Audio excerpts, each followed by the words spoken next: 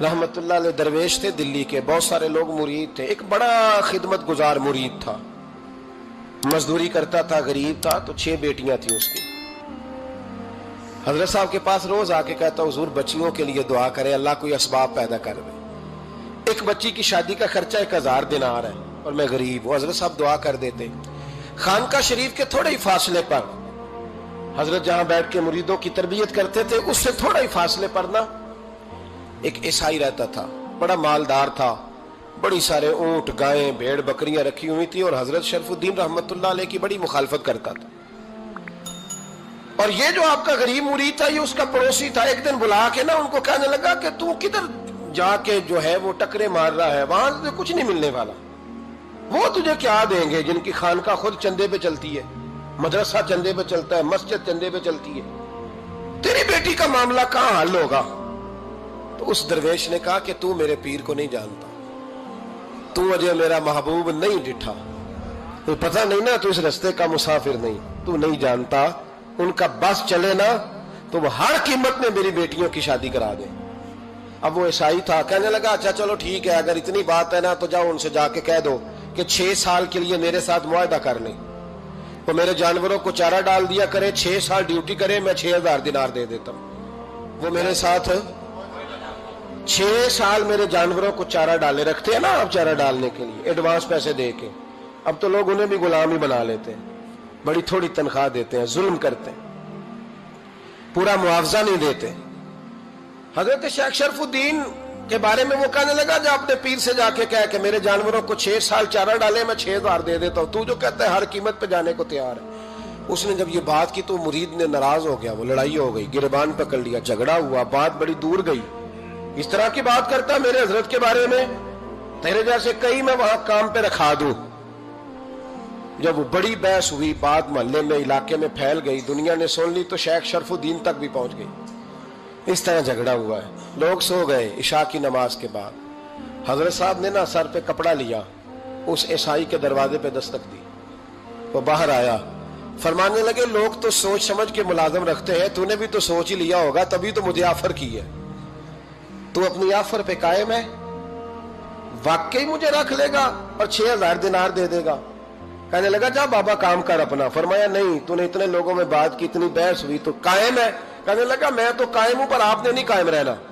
फरमाया मैं सोच समझ के आया हूं। उसने कहा आप ड्यूटी करेंगे, भैंसों को चारा डालेंगे? फरमाया एक शर्त, बस जब अजान हो जाए ना तो मुझे रब की नमाज पढ़ने की इजाजत दे देना, बाकी सुबह शाम जो तू कहेगा। अगर उस गरीब की बेटियां ब्याही जाए तो मुझे और क्या चाहिए? उसकी 6 बेटियों का बोझ है उसके सर पे, तू मुझे रख ले। अल्लाह अकबर। वो कहने लगा चले पे मेरे साथ खते बंदगी कर ले। आजकल हम स्टाम करते हैं, उस जमाने में खते बंदगी होता था, गुलामी का खत, काजी शहर के पास, यानी उसका ख्याल था कि चलो स्टाम की बात करूंगा तो भाग जाएंगे। फरमाया चल मैं तैयार हूं। काजी तक गए, तय हो गया, 6000 दिनार दे दिए।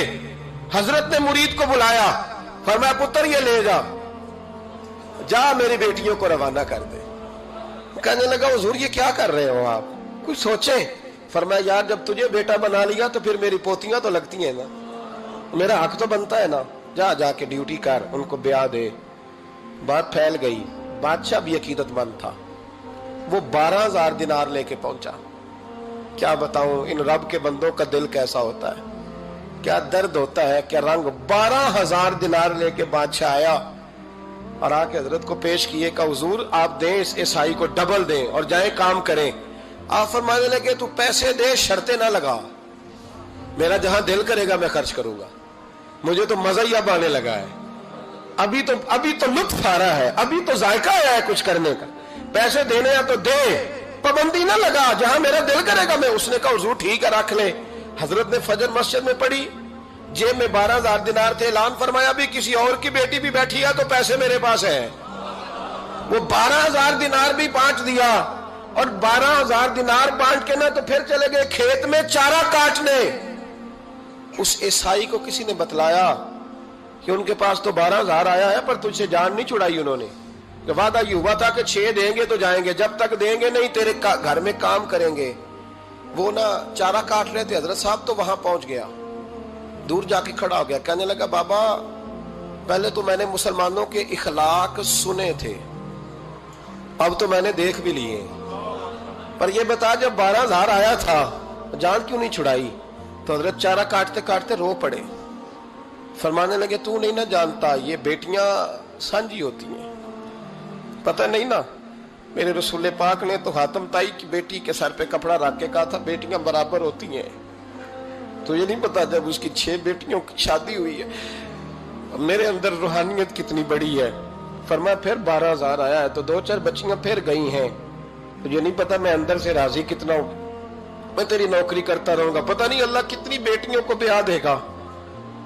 اتنا رویا وہ عیسائی کے پیروں میں بیٹھ گیا، کہنے لگا بابا میں نے تیری مخالفت کی ہے پر تیرے قریب آ کے پتہ چلا ہے کہ تو بہت اونچے اخلاق کا مالک ہے، اور اگر تیرا یہ مقام ہے تو تجھے اخلاق سکھانے والے محمد عربی کی شان کتنی ہوگی۔ ظالم کی بولیے جاتے نہیں لوگ جھوٹے گواہ بن کے، وکیل صاحب کو نہیں پتا ہوتا کہ یہ بندہ مجرم ہے جو میرے پاس آیا، کیا مجرموں کے وکیل نہیں ہوتے؟ بولے تو اس کو پتہ نہیں ہوتا وکیل صاحب کو کہ یہ صاحب مجرم ہے، میرے پاس مقدمہ لے کے آئے، اور اگر بے ادبی نہ ہو جائے تو میرا خیال ہے قاضی عدالت کو بھی پتا ہوتا ہے کہ مجرم کون ہے اور مظلوم۔ میرے نبی پاک صلی اللہ علیہ وسلم نے اس قدر زیادہ سختی فرمائی اس مسئلے میں، فرمایا جس کو پتا تھا کہ فلاں آدمی ظالم ہے، ظلم کر رہا، پھر وہ ظالم کا گواہ بنا یا اس نے ظالم کی مدد کی، کتنی کی؟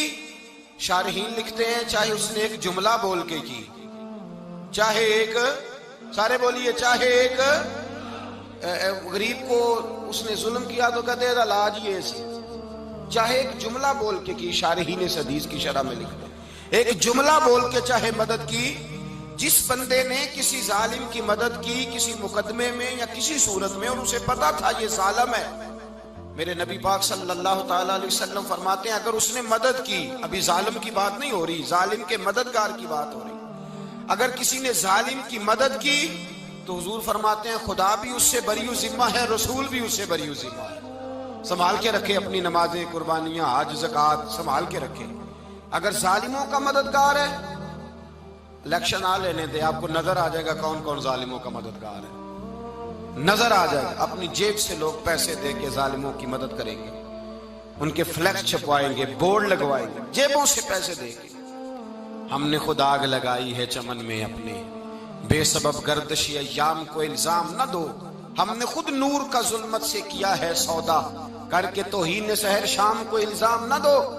ظالموں کے مددگار میدان میں آ گئے، یہ چھوٹا لفظ نہیں، میرے حبیب پاک صلی اللہ علیہ وسلم نے فرمایا جو ظالم کا مددگار ہے سن لے جو سجن کے ساتھ کچہری جاتا ہے، وہ یاد رکھے جو دوست کا گواہ بنتا ہے، وہ یاد رکھے جو کہتا ہے میں مانگی گیا تھا، مجھے بلایا گیا تھا قبضہ چھڑانے کے لیے کسی غریب بیوہ کی جائیداد پہ، وہ سن لے تو مدد کر کے نہیں آیا، تو خدا کے ذمے سے نکل گیا ہے۔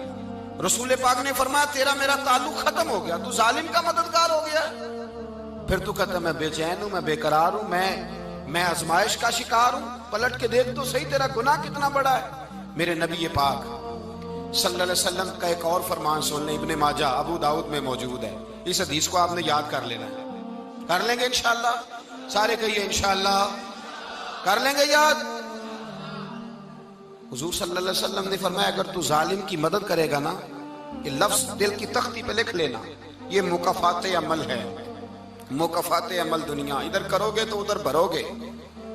فرمایا اگر تو کسی ظالم کی مدد کرے گا، سن لے حضور کا فرمان ہے، اگر تو ابن ماجہ ابو داؤد سیاہ میں موجود ہے، فرمایا اگر تو کسی ظالم کی مدد کرے گا تو رب تعالیٰ مرنے سے پہلے تیرے اوپر بھی ظالم کو مسلط کر دے گا، تیرے اوپر بھی ایک دفعہ ظلم ضرور ہوگا اگر تو ظالم کی، وہ کسی صورت میں بھی ہو سکتا ہے، کسی صورت میں بھی تیرا بیٹا ہی اٹھ کے ظلم کر دے گا، تو الجھ جائے گا، کسی نہ کسی جگہ تیرے لیے تباہی کا سامان ہوگا، تیرے اوپر ظلم ہوگا، اس لیے کہ تو ظالموں کا مددگار ہے۔ چاہیے یہ تھا کہ تو مظلوم کی مدد کرتا، انسانی ایمانی یقین کا فریضہ سر انجام دیتا، تو ظالموں کا مددگار ہو گیا۔ ٹٹول کے دیکھ لیں، رزلٹ نکال کے دیکھ لیں، ہمارے زمانے میں ظالموں کے مددگار زیادہ ہیں، اتنی لمبی زبانیں نکال کے ظالموں کی مدد کرتے ہیں، بڑے بڑے کالم نویس اللہ نے انہیں قدرت دی لکھنے کی، تو اپنا قلم ظالموں کی مدد میں خرچ کرتے ہیں۔ وہ لوگ جن کو اللہ تبارک و تعالیٰ نے قدرت دی، ہمت دی، طاقت دی، کچھ لوگ ان کے حلقہ احباب میں، وہ اپنے لوگوں کو استعمال کر کے ظالموں کی مدد کرتے ہیں، ظالموں کی مدد کرتے ہیں۔ میرے نبی کریم سید عالم نور مجسم صلی اللہ علیہ وسلم نے فرمایا، اگر تو نے ظالم کی مدد کی تو جب تک تو توبہ نہیں کرے گا رب تجھ سے ناراض ہی رہے گا۔ اللہ تجھ سے، او بھائی جس سے رب بھی ناراض ہو گیا، نہ کھانا نہ پینا نہ سونا نہ جاگنا نہ نیند، پھر تیری ہر چیز تیرے لیے آزمائش ہو جائے گی، پھر تیرا سایہ بھی تیرے لیے خوف کا سامان بنے گا، پھر زندگی جیتی جاگتی لاش بن جائے گی، تو اپنے کندھوں پر اپنی میت اٹھائے پھرے گا جب تو ظالم کا مددگار ہوگا۔ اور نبی پاک صلی اللہ علیہ وسلم نے فرمایا ظالموں کا مددگار بھی ظالم ہوتا ہے، ظالموں کا مددگار بھی، سارے بولے ظالموں کا مددگار بھی نہیں، کو نہیں، آپ سارے نہیں بولے، ایک دفعہ بولے ظالموں کا مددگار بھی، پکی بات ہے، ظالموں کا مددگار بھی۔ اللہ اکبر، جس کا یارانہ ہو، جس کا دوستانہ ہو، جو کہے میں نے نا اس کو اوکھے ویلے کے لیے ظالم کو یاد رکھا ہوا ہے۔ کبھی مشکل میں رکھے نہیں ہوئے لوگوں نے ظالم دوست، کہتے میں نے رکھے ہوئے ہیں، بلکہ ہمارے دیہات میں تو کہتے ہیں میں نے بازو بنائے ہوئے ہیں۔ کس کو بازو بنا لیا؟ ظالم بھی کبھی بازو ہوتا ہے، جو ظلم کی تلوار لیے میدان میں کھڑا ہے۔ قارون، حامان، فرعون، نمرود کا حال نہیں لوگوں نے دیکھا؟ اپنے زمانے میں آپ نے کتنے لوگ نہیں دیکھے جن کے سائے سے، آواز سے لوگ کانپتے تھے؟ پھر پولیس کی گاڑیوں میں وہ اس طرح مردہ پڑے کہ دنیا نے تماشا دیکھا ان کا۔ یہ رنگ ہم نے دیکھے نہیں اپنے آنکھوں سے۔ فرمایا ظالم کا مددگار بھی، جو کار میں بٹھا کے لے کے گیا وہ بھی ظالم، جس نے چائے پلائی وہ بھی، جس شخص نے کھانا کھلایا وہ بھی، جو کچہری تک ساتھ گیا وہ بھی، جس نے فلیکس کے نیچے، بڑے شرابی کے نیچے چھوٹی اپنی فوٹو لگائی وہ بھی، جو ووٹ کی پرچی ڈالنے گیا وہ بھی۔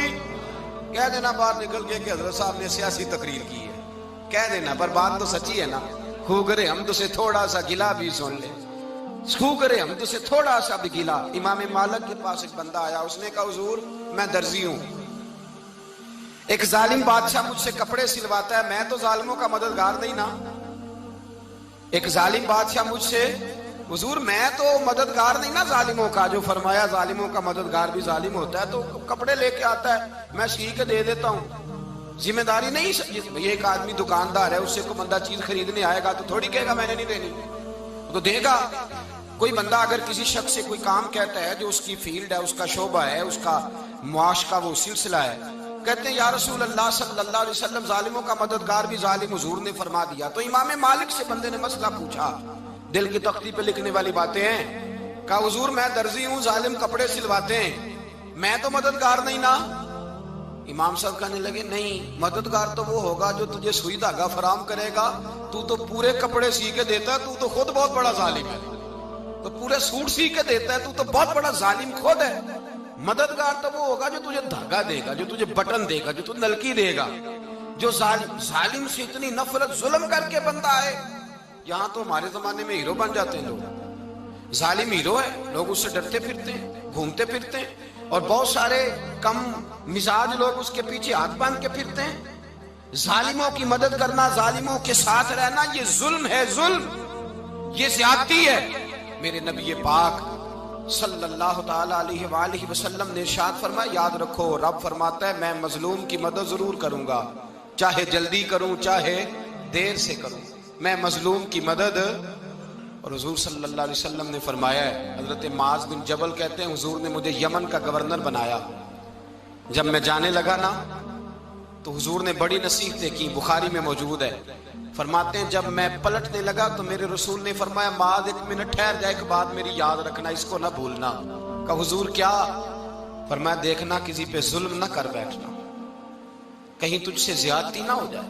محبوبہ پھر حضور نے فرمایا سن میرے معاذ، میں تجھے گورنر بنا رہا ہوں، زیادتی نہ کر بیٹھنا۔ یا رسول اللہ صلی اللہ علیہ وسلم کیا ہوتا ہے؟ تو میرے کریم نے فرمایا جب مظلوم دعا کے لیے ہاتھ اٹھاتا ہے تو عرش کا مالک کہتا ہے فرشتوں پیچھے ہٹ جاؤ، عرش کا مالک کہتا ہے فرشتوں پیچھے ہٹ جاؤ۔